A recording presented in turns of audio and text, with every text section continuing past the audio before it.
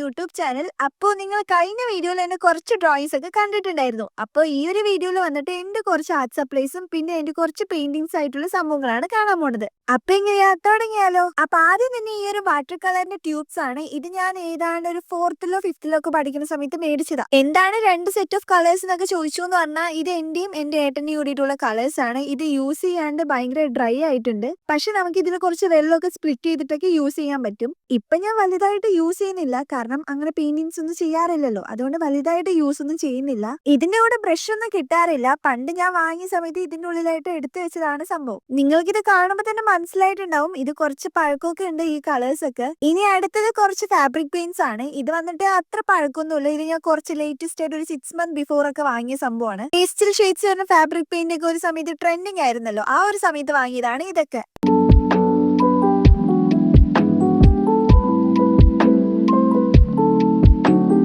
ഇനി അടുത്തതായിട്ട് ഈ ഒരു ബോക്സ് ആണ്. ഈ ഒരു ബോക്സിനകത്താണ് ഞാൻ എല്ലാം ഇട്ട് വെക്കാറ്. അതായത് ക്രയോൺസ് ആയാലും കളർ പെൻസിൽസ് ആയാലും പെൻസ് ആയാലും സ്കെച്ച് ആയാലും എല്ലാവിധ സംഭവങ്ങളും ഇതിന്റെ ഉള്ളിലാണ് ഞാൻ ഇട്ട് വെക്കാറ്. അപ്പൊ ഫസ്റ്റ് തന്നെ കുറച്ച് മാർക്കേഴ്സും ഹൈലൈറ്റേഴ്സ് ഒക്കെയാണ് ഉള്ളത്. ഇതൊക്കെ ഞാൻ +2 പഠിക്കുന്ന സമയത്ത് അസൈൻമെന്റിനും പ്രൊജക്ടിനൊക്കെ വേണ്ടിയിട്ട് വാങ്ങിയതാണ്. പിന്നെ കുറച്ച് കളർ പെൻസ് ആണ്. ഇത് ഞാൻ 7th പഠിക്കുമ്പോൾ അസൈൻമെന്റ് ചെയ്യണം പറഞ്ഞിട്ട് മേടിച്ചതാണ് സംഭവം. പക്ഷെ സത്യത്തിൽ വലുതായിട്ട് യൂസ് ചെയ്തിട്ടില്ല.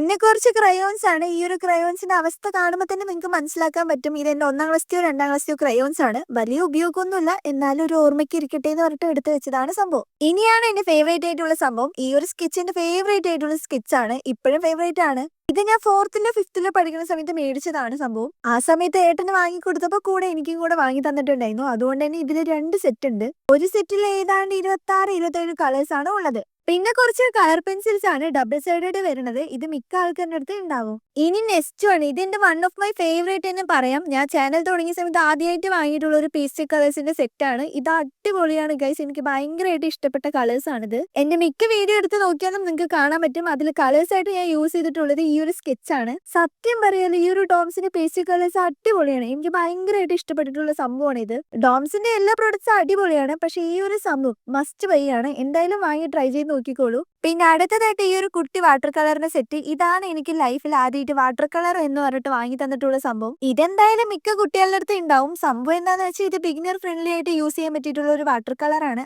അതുകൊണ്ട് തന്നെ എന്തായാലും മിക്ക കുട്ടികളുടെ അടുത്തും ഇത് ഉണ്ടാവാൻ ചാൻസ് കൂടുതലാണ്. ഇനി നെക്സ്റ്റ് ആയിട്ട് ഈ ഒരു വാട്ടർ കളറിന്റെ പാലറ്റ് ആണ്. ഇതേ സെയിം സാധനം ഒന്നും കൂടി ഉണ്ട്, അതിപ്പോ കാണാനില്ല. പിന്നെ കുറച്ച് ബ്രഷസ് ആണ്. എന്റെ അടുത്ത് ബ്രഷസ് എന്ന് പറയാനായിട്ട് ഈ ഒരു 3 സംഭവങ്ങളേ ഉള്ളൂ. ഇനി വേണം കുറച്ച് വാങ്ങാനായിട്ട്. അതിലത്തെ ഒരു ബ്രഷിനെ വന്നിട്ട് ഞാൻ കട്ട് ചെയ്തിട്ട് ഷോർട്ട് ആക്കിയിട്ടുണ്ട്. അത് എന്തിനാണെന്ന് എനിക്കിപ്പോഴും അറിയില്ല. പിന്നെ കുറച്ച് CD മാർക്കേഴ്സും വൈറ്റ് കളർ പെന്ന്, വൈറ്റ്നർ, ആ ഒരു സംഭവങ്ങളൊക്കെയാണ്. ഈ ഒരു CD മാർക്കറാണ് ഞാൻ കൂടുതലായിട്ട് യൂസ് ചെയ്യുക. അതുപോലെ തന്നെ ബ്ലാക്ക് കളർ ഇങ്കും ഞാൻ കൂടുതലായിട്ട് യൂസ് ചെയ്യും. നമ്മൾ ജേർണലിംഗ് ഒക്കെ ചെയ്യുന്ന സമയത്ത് കൂടുതലും ബ്ലാക്ക് കളർ ഇങ്ക് വെച്ചിട്ടാണ് ചെയ്യാറുള്ളത്. പിന്നെ ഈ ഒരു വൈറ്റ് കളർ പെന്ന് ഞാൻ വാങ്ങിയിട്ടേ ഉള്ളൂ, അത് യൂസ് ചെയ്യാൻ തുടങ്ങിയിട്ടില്ല. പിന്നെ ഞാൻ ഒട്ടിക്കാനായിട്ട് ഈ ഒരു ഗ്ലൂസ് ഒക്കെയാണ് യൂസ് ചെയ്യാറുള്ളത്. പിന്നെ കുറച്ച് പേപ്പർ പഞ്ചും പേപ്പർ കട്ടറൊക്കെ ഉണ്ട്. പിന്നെ ഈ ഒരു ഗ്ലൂ സ്റ്റിക്ക് ഉണ്ട്. ഇത് ഞാൻ ഫ്ലിപ്കാർട്ടിൽ നിന്നാണ് മേടിച്ചിട്ടുണ്ടായിരുന്നത്. ഞാൻ ആദ്യമായിട്ട് യൂസ് ചെയ്യണതുകൊണ്ടാണോന്ന് അറിയില്ല, എനിക്ക് കറക്റ്റ് ആയിട്ട് ഇതിന്റെ വർക്കിംഗ് മെക്കാനിസം ഒന്നും മനസ്സിലായിട്ടില്ല. ഇനി മെല്ലെ മെല്ലെ പഠിച്ചു വരാലോ. പിന്നെ കുറച്ച് സാറ്റൻ റിബൺസ് ഒക്കെ ഉണ്ട്. ഇതൊക്കെ ഞാൻ വാങ്ങി വെച്ചിട്ടുണ്ടെന്നേ ഉള്ളൂ, ഇതൊന്നും യൂസ് ആക്കാറില്ല. ഇനി വേണം ഓരോ ക്രാഫ്റ്റ് ഒക്കെ ഇത് വെച്ചിട്ട് ചെയ്യാനായിട്ട്. പിന്നെ ഈ ഒരു ബ്ലൂ ആൻഡ് പിങ്ക് ആയിട്ടുള്ള വലിയ സാറ്റൻ റിബൺ വന്നിട്ട് ഞാൻ റീസെന്റ് വാങ്ങിയതാണ്. ഇത് വെച്ചിട്ട് ഫ്ലവേഴ്സ് ഒക്കെ ഉണ്ടാക്കാന്ന് വിചാരിക്കുന്നുണ്ട്. ഇനി കുറച്ച് ടേപ്സ് ആണ്. ഇതിൽ ഡബിൾ സൈഡ് ടേപ്പ് ഉണ്ട്, ടിഷ്യൂ ടേപ്പ് ഉണ്ട്, പിന്നെ സെല്ലോ ടേപ്സ് ഒക്കെ ഉണ്ടല്ലോ, അതൊക്കെ ഉണ്ട്. നിങ്ങൾക്ക് കാണുമ്പോൾ തന്നെ മനസ്സിലാവുണ്ടാവും, എന്നാലും ഞാൻ വെറുതെ പറയേണ്ടതേ ഉള്ളൂ. പിന്നെ ഈ ഒരു റെഡ് കളർ സംഭവം വന്നിട്ട് ഒരു സ്റ്റാമ്പ് ആണ്, ഒരു കുഞ്ഞു ഹാർട്ടിന്റെ ഒരു സ്റ്റാമ്പ് ആണ്. ഏതോ ഒരു ബിസ്ക്കറ്റോ ചോക്ലേറ്റോ വാങ്ങിയപ്പോൾ ഫ്രീ കിട്ടിയതാണ് സംഭവം. പിന്നെ ഞാൻ ഗ്രീറ്റിംഗ് കാർഡ് ഒക്കെ ഉണ്ടാക്കുന്ന സമയത്ത് നിങ്ങൾ ചോദിക്കാറില്ലേ ഏത് തിക്നെസ് ആയിട്ടുള്ള പേപ്പർ എടുക്കാന്ന്. അതിനായിട്ട് ഞാൻ ഡ്രോയിങ് ബുക്കിന്റെ പേപ്പേഴ്സ് ആണ് എടുക്കുക. ഇതാകുമ്പോൾ കുറച്ച് തിക്നെസ് ഒക്കെ ഉണ്ടാവും. പിന്നെ കുറച്ച് കളർ പേപ്പർ ഉണ്ട്. ഞാൻ പറഞ്ഞില്ലേ ഇതൊക്കെ വാങ്ങി വെച്ചിട്ടുണ്ടെന്നേ ഉള്ളൂ, ഇത് വെച്ചിട്ട് ഞാൻ ഒന്നും ചെയ്തിട്ടൊന്നുമില്ല.